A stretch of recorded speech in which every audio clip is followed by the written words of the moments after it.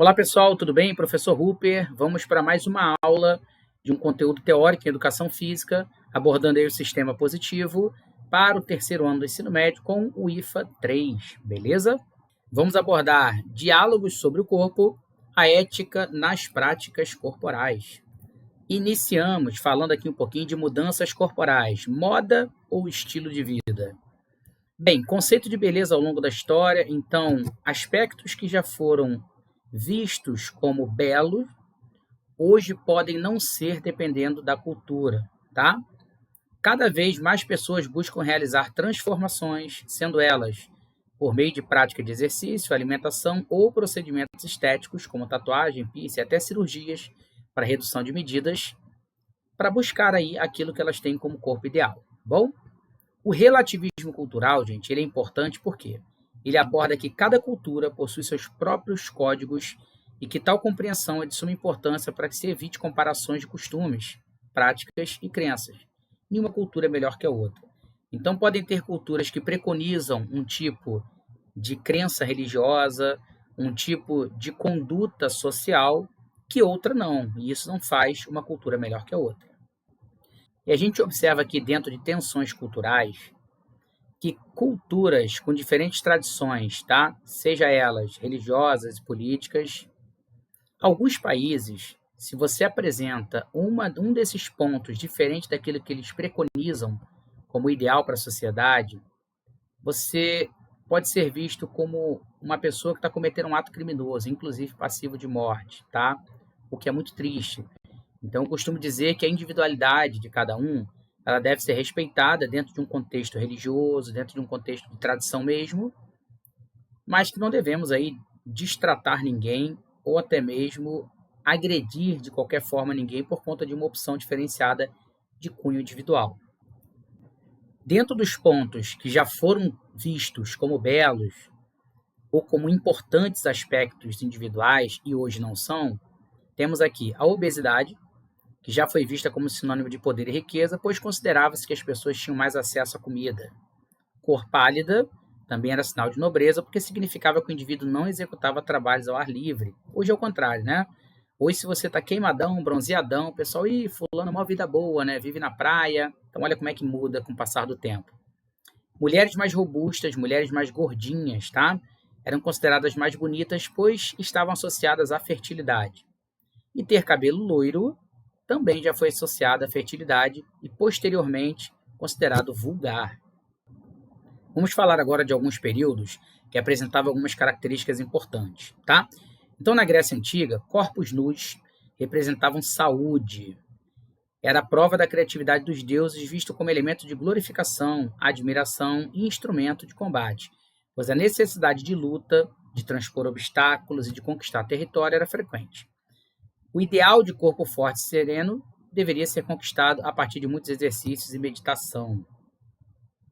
Na Idade Média, houve a expansão do cristianismo. Então, com a intervenção da igreja, os valores morais, né, resultando em uma nova concepção, uma nova percepção do corpo, que passou a ser sinônimo do pecado. No Renascimento, nós tivemos aí a questão da protagonização da ciência e da razão, a razão científica como principal forma de conhecimento, pesquisa, tá bom? Revolução Industrial apresentou a chegada das máquinas e tivemos aí transformações na sociedade, tá? Sujeitos e seus corpos foram colocados a serviço da economia, precisando ser fortes e saudáveis para o trabalho, pautado na lógica da repetição e da automatização, fundamentadas na disciplina. Quando a gente fala de padrões de beleza e principalmente influência da mídia, a gente observa aqui o celular hoje como uma ferramenta muito utilizada, o domínio do mercado, tá? E a questão também associada ao celular das câmeras fotográficas. Então, postar foto com propósito de exposição, seja ela de exposição de um local, seja ela de exposição física mesmo. E a gente observa aqui em 2019, os aparelhos mais utilizados por internautas foram o celular disparado, o computador e a televisão, ficando ali com 37% apenas. Em 2020, o Instagram foi a rede social mais acessada, com mais de 1 bilhão de usuários ativos.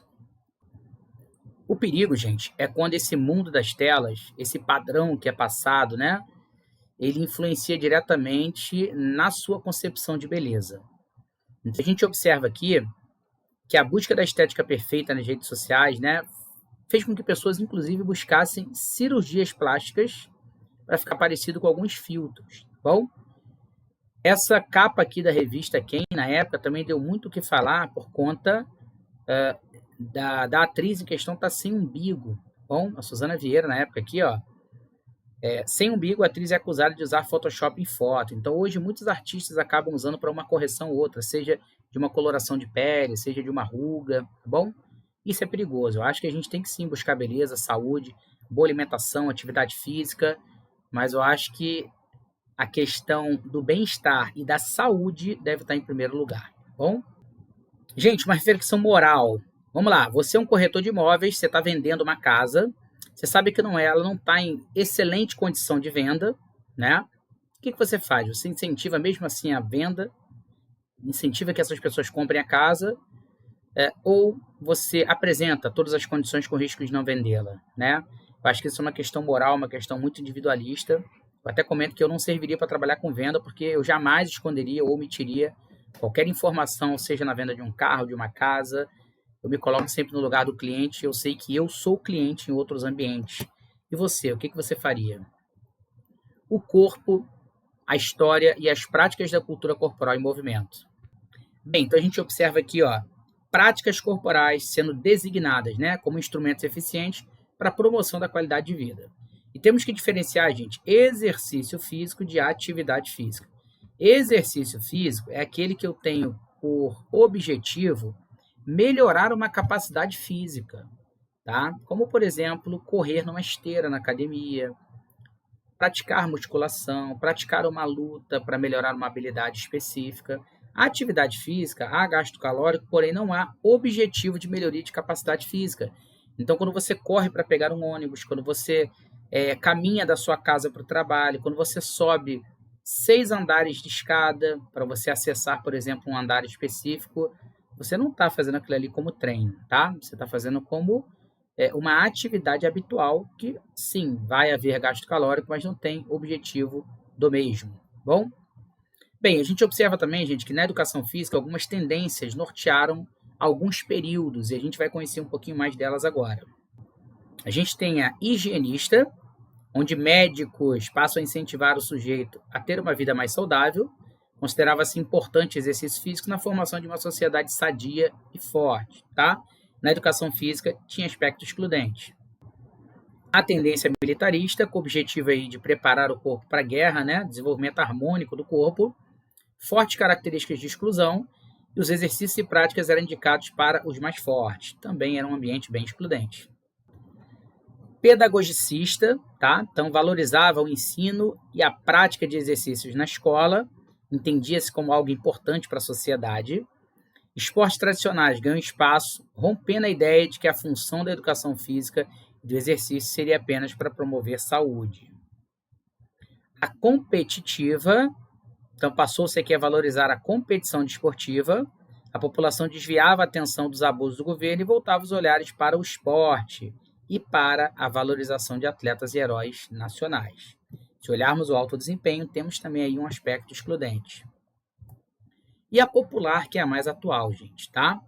Diferentes interesses surgiram e práticas de exercícios também. Discussões como inclusão, participação, cooperação, afetividade, lazer e qualidade de vida passam a compor os debates. Dentro de ginástica de conscientização corporal, nós temos aqui o Pilates, criado por Joseph Pilates.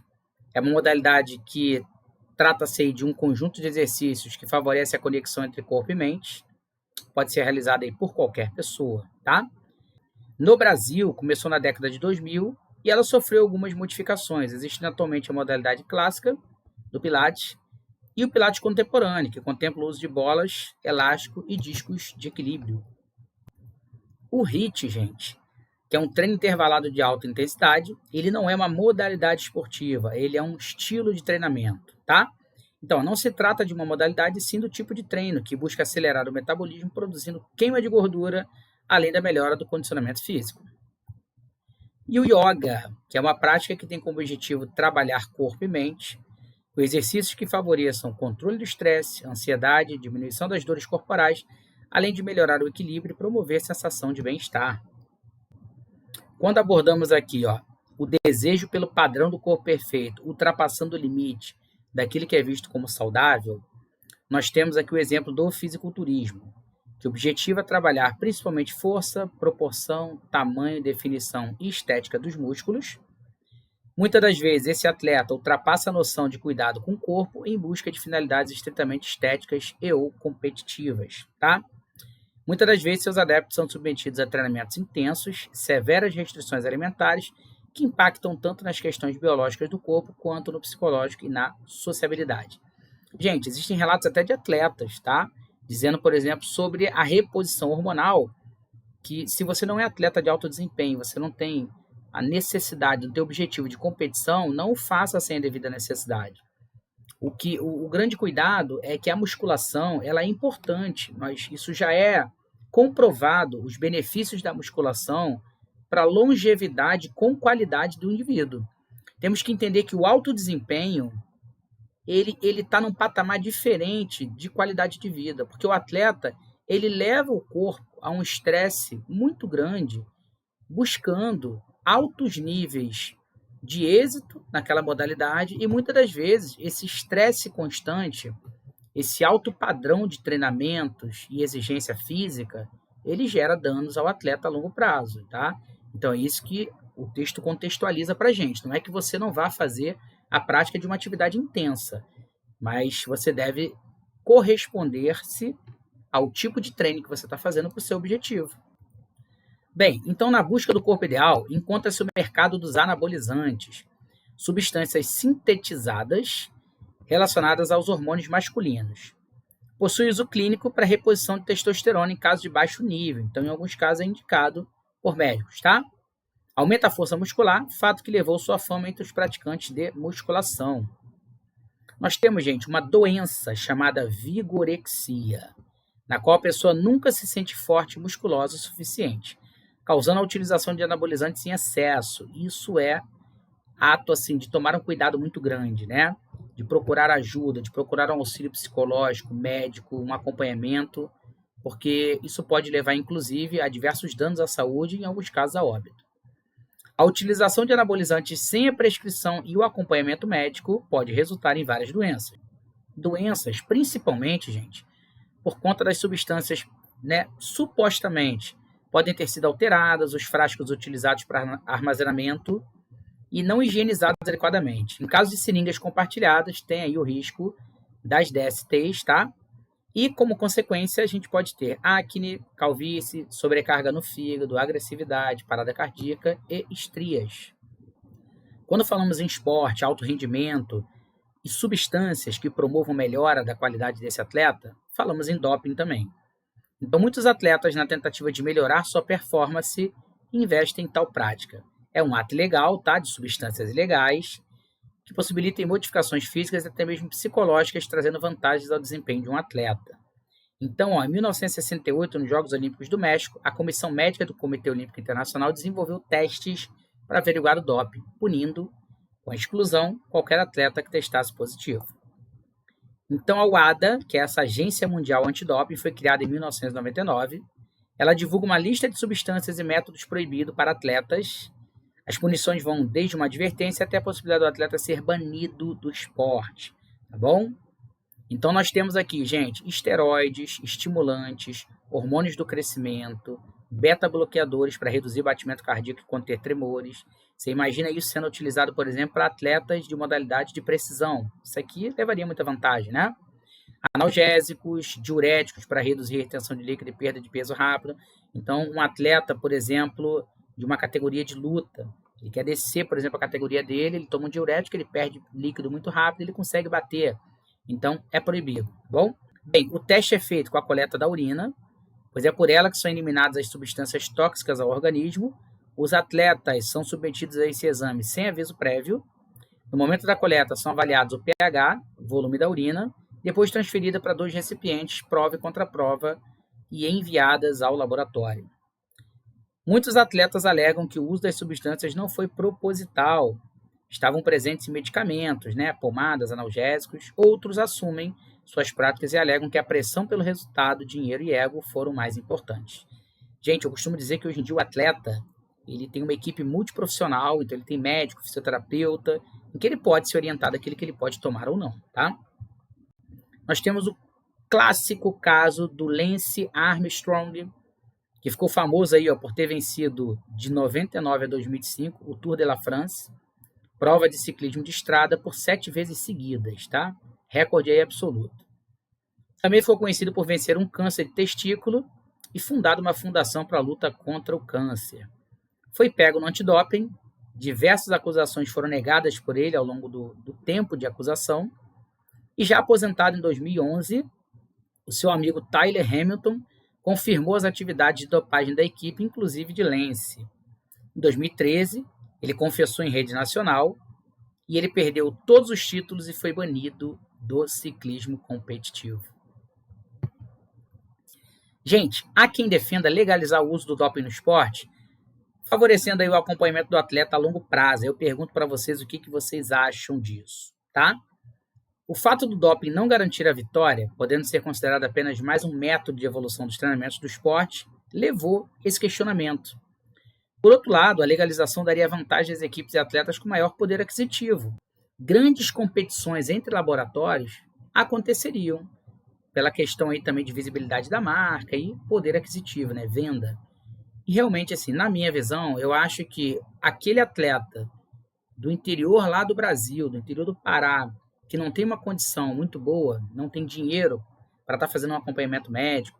Tem atleta, gente, que não tem condição nem de ter um tênis para corrida. Tem atleta que nos seus treinos corre descalço. Como que esse atleta vai competir com alguém que tem toda uma equipe por trás e que vai estar dando esse suporte a ele financeiro para que ele faça esse acompanhamento? Eu acho que aquilo que era difícil para aqueles atletas de menor poder aquisitivo vai se tornar maior ainda. Nós temos o exemplo aqui do Vitor Belfort, quando ele fez o que a gente chama de TRT, que é o tratamento de reposição de testosterona, em que ele voltou a lutar e depois ele teve que parar de tomar, né, parar de fazer esse tratamento. Nessa reportagem, eles comentam justamente que se o Vitor pudesse ter continuado fazendo aí o TRT, ele teria pelo menos mais 2, 3 anos em alta performance para lutar. Lá em 2014, o Zero Hora publicou justamente uma matéria falando, né, da questão da proibição do TRT no MMA. E nessa matéria, eles contextualizam que, por exemplo, nos Estados Unidos o TRT é feito como um tratamento comum para a terceira idade, né, para aumento de força, para que esse indivíduo possa envelhecer com saúde. E no atleta de MMA, no caso, é performance. Ele quer ter mais força para que ele continue lutando em alto desempenho com outros atletas mais jovens. Gente, espero que tenha ficado claro e objetivo todo esse ensino desse conteúdo para vocês. Aqui ficam as minhas redes sociais, YouTube, Professor Hooper, o Instagram, @Professor Hooper. Se você tem dúvida sobre algo, se você quer algum conteúdo para o seu maior conhecimento, deixa aqui nos comentários, tá? Envie esse vídeo para que outras pessoas possam ter acesso a esse conhecimento também. E eu espero que tenha, de fato, ficado aí compreensiva aí toda essa abordagem do sistema positivo para vocês, tá bom? Fiquem com Deus.